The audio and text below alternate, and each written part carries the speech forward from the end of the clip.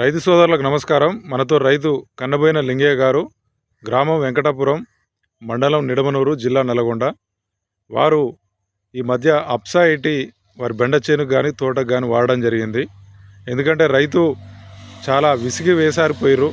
ఆయన కొట్టని మందు లేదు, చూడని కంపెనీ లేదన్నట్టుగా మాట్లాడడం జరిగింది. ఒక కస్టమరు వారికి రిఫర్ చేస్తే వాళ్ళు వాడడం జరిగింది. 1 లీటర్ తీసుకొని ఎలా ఉంది వారి మాటలో తెలుసుకుందాం. ఇప్పుడు 5 లీటర్ తీసుకోవడం జరిగింది. ఎలా ఉందో వారి మాటలో తెలుసుకుందాం. చెప్పండి లింగయ్య గారు. ఇది కొట్టగానే మంచి నల్లి కాయ షేనింగ్ మంచిగా వచ్చింది. చేను కూడా తేడా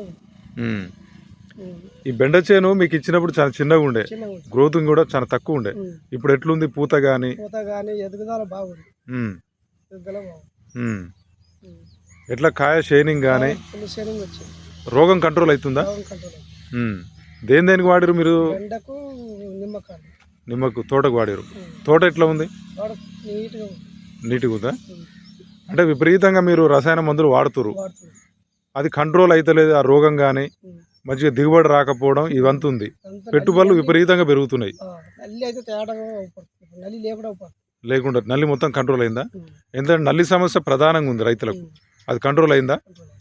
ఇప్పుడు మీకు ఈ బెండకు వాడిరు, ఈ బెండ మీకు ఎట్లా కాత ఎట్లా వస్తుంది, పూత ఎట్లా నిలబడుతుంది? మంచిగా వస్తుంది కాత. దానికంటే పురుగు మందులు ఏ మందు కొట్టినా కానీ కంట్రోల్ కాకపోయినా 2 రోజులు కొట్టినా నీట్గా ఉంటుంది.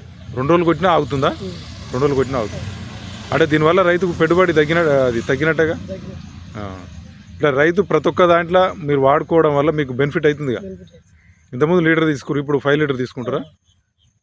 ఇది రైతు సోదరులు గమనించాలి. ఎందుకంటే రైతులు విపరీతంగా రసాయన మందులు వాడకం పెట్టుకోవడం వల్ల రైతులు పెట్టుబడులు విపరీతంగా పెరుగుతున్నాయి. దీనివల్ల ఖర్చులు పెరిగిపోయి రైతులు తీవ్రంగా నష్టపోతారు.